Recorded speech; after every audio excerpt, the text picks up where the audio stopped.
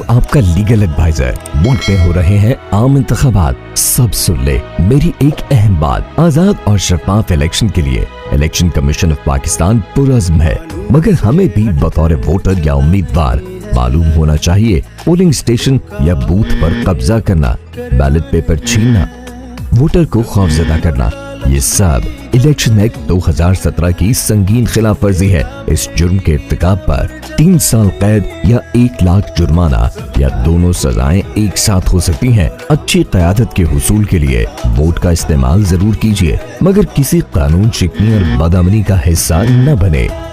किसी भी शिकायत की सूरत में इलेक्शन कमीशन ऑफ पाकिस्तान की हेल्पलाइन 051-111-327-000 पर राबता करें। वोटर है आप या उम्मीदवार, कानून से रहे हरदम वाकिफ का।